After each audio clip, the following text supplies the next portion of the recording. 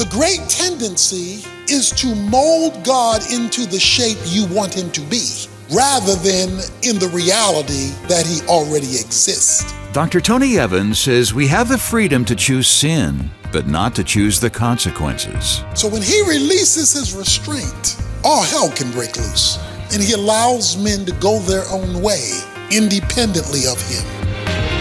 This is The Alternative with Dr. Tony Evans, author, speaker, senior pastor of Oak Cliff Bible Fellowship in Dallas, Texas, and president of the Urban Alternative.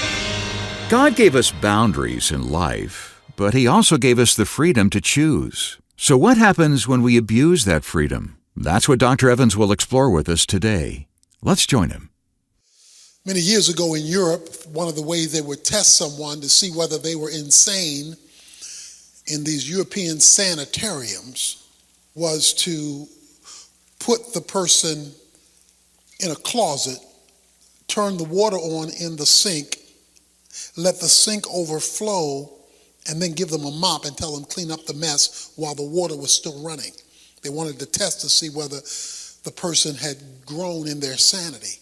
So they would go away for a couple of minutes and come back. If when they came back, the person was mopping and the water was still running with the stopper in the sink, they knew they were still crazy. Because they understood they did not have the capacity to get to the root of the problem. They were simply mopping up symptoms without dealing with the root cause, a stopped up sink with the water running. Today we're in a mess. We're in a mess. And all kind of mops are being used to clean up the mess. Whether it's our personal mess or our family mess or the mess all around us in our society, whether the mess is in school or church or wherever it is, it's just a mess. And great amount of time and energy, money, expense is being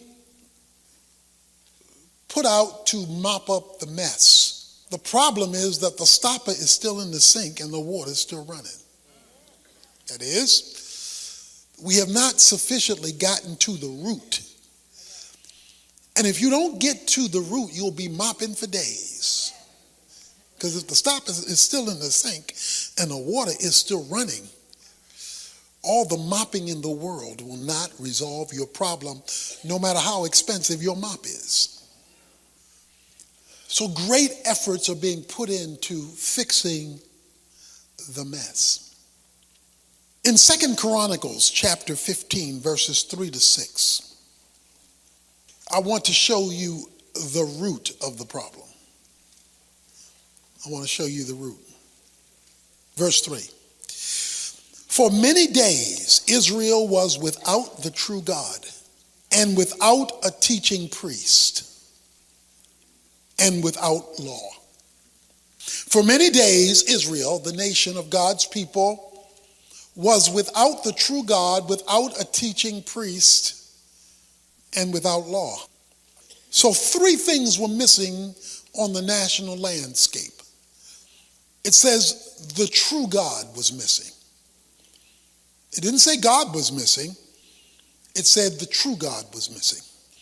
It didn't say religion was missing. It didn't say people stopped going to church, or in that context, the temple.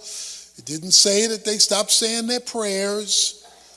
The true God was missing. So if they had religion but didn't have the true God, that meant they had false religion. Because the opposite of true is false. The great tendency is to mold God into the shape you want him to be, rather than in the reality in that he already exists. The true God, that is the God of the Bible, he was missing from the culture. The reason that the true God was missing is there was an absence of teaching priest. That is, priests who were giving God's perspective on the matters. So there was a third thing missing. No law. Chaos ruled. There was no standard by which society was operating. When there is no standard, people create their own. You decide, and so you hear people say, I know my truth. You know, it's what I think about it, because there is no standard by which things operate. So what was the result of a godless environment? How did this chaos manifest itself? Verse 5. In those times where there was no God, no teaching priest, and no law, there was no peace to him who went out or to him who came in. For many disturbances afflicted all the inhabitants of the lands. It was personal conflict, relational conflict. There's this environment of conflict, no peace. Peace has to do with calm. There was no calm, there was conflict. And conflict had become pervasive all over the land. Verse 6 says, nation was crushed by nation, city by city. So you got national and you got, we'll call it urban, city by city. You got a situation where oppression is taking place, crushed. You've got national conflict, international conflict, community-wide conflict. You just got a wholesale mess on your hands. That's what you got. But then we come to this pervasive statement. The end of verse 6. For God troubled them with every kind of distress. Now, you would have thought that it should have said, with all this havoc going on, the devil troubled them. I mean, with all this, our statement should be, it ain't nothing but the devil. But that's not what it says. It says, for God troubled them with every kind of distress. So here's the principle. If God is your problem, only God is your solution. See, if he's the one causing it or allowing it, okay? Now, let me explain how this works. The New Testament explains in Romans 1, verses 18 to the end of the chapter, he talks about the wrath of God, how God's wrath is expressed. And when he explains it 3 times in those verses from Romans 1, verse 18 and following, it says, and God gave them over. And God gave them over. But he explains that in the context of defining God's wrath. He says, the wrath of God is revealed, or that is expressed or made manifest. But the way it's made manifest, Romans 1 says, is by giving them over. To give them over means to release his restraint. To remove his restraint. And let them have their own way. Let them have what they insist on having. He removes the restraint. By the way, sidebar, when it comes to the last category about removing his restraint in Romans 1, he says that not only do they do evil, but he says they heartily approve of those who do. So in other words, whether they were doing the evil or not, they were voting for it, agreeing with it. It's been guesstimated that less than 2% of the American population is homosexual.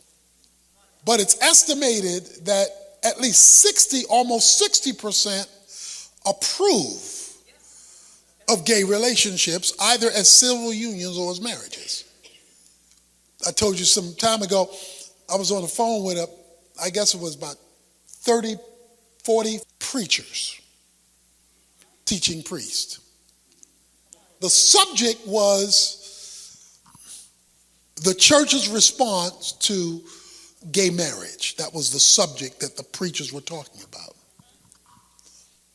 And so I spoke first and gave a biblical defense for heterosexual marriage and explained biblically that marriage was given as an institution for creation, not just an institution for Christians. So marriage is not just a Christian institution. It is a creator's institution for mankind. Okay, so we went into that. And even I was shocked at the number of preachers who pole vaulted past the Bible to acquiesce to the culture.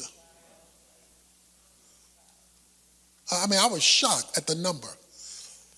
Like God never said anything on this subject. Now, I'm not talking about being homophobic. I'm not talking about being unkind to people. But once you legislate its legitimacy, then what you do is you give God permission, not that God needs permission, but in the sense I'm using it, you give God permission to release his restraint. So he releases his restraint and he allows what you want to do. But here is the deal. You can decide the sin. What you can't decide are the consequences.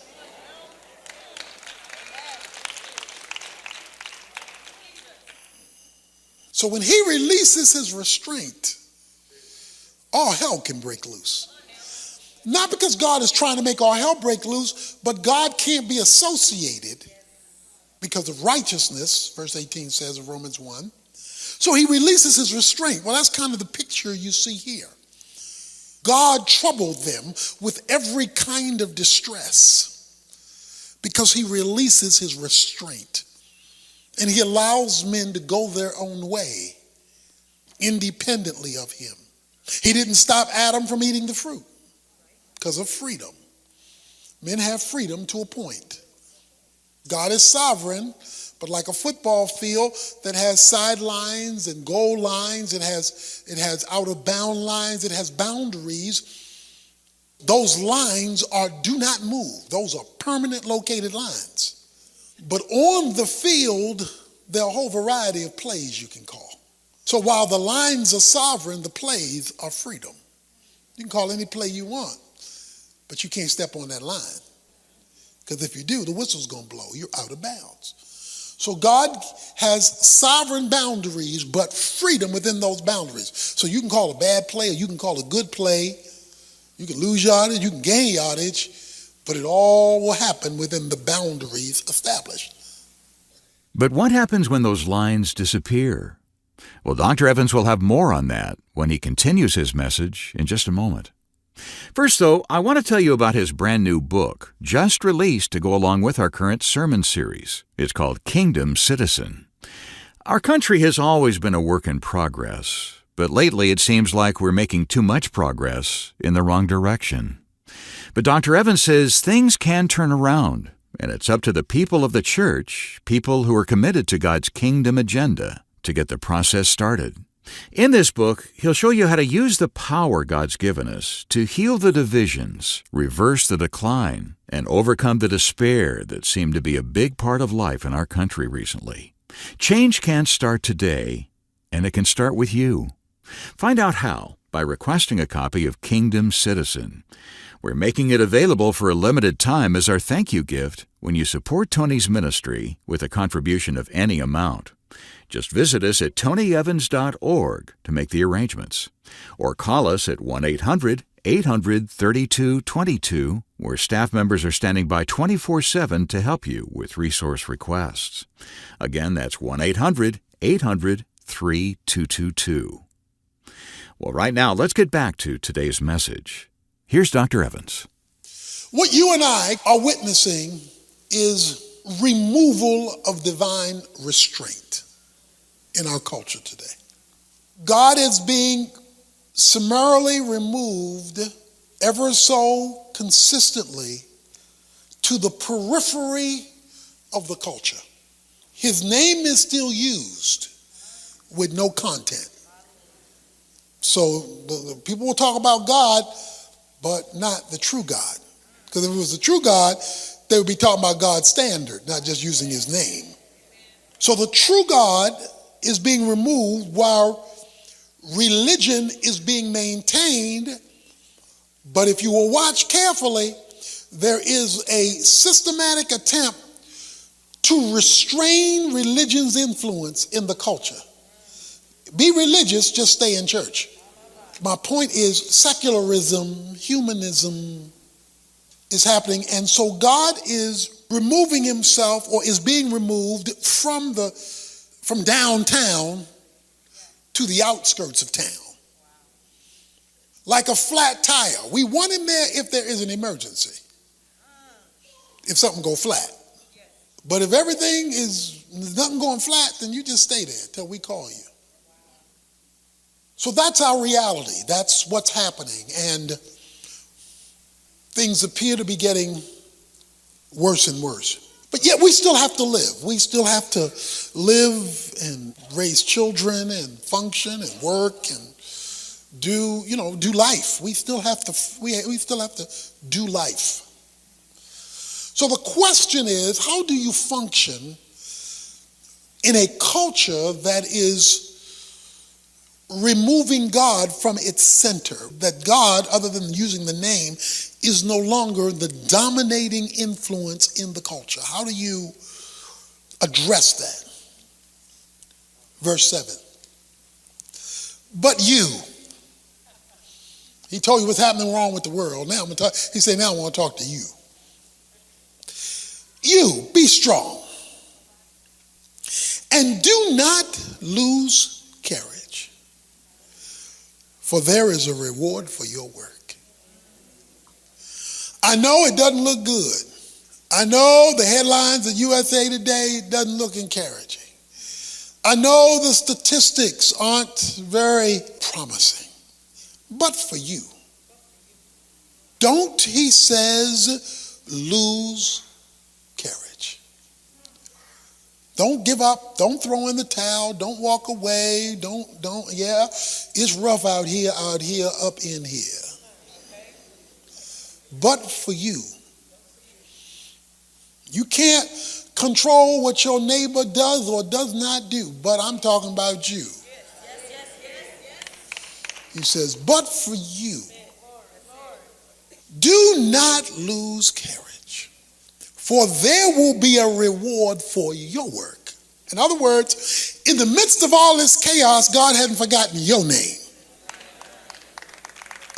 God hasn't forgotten who you are.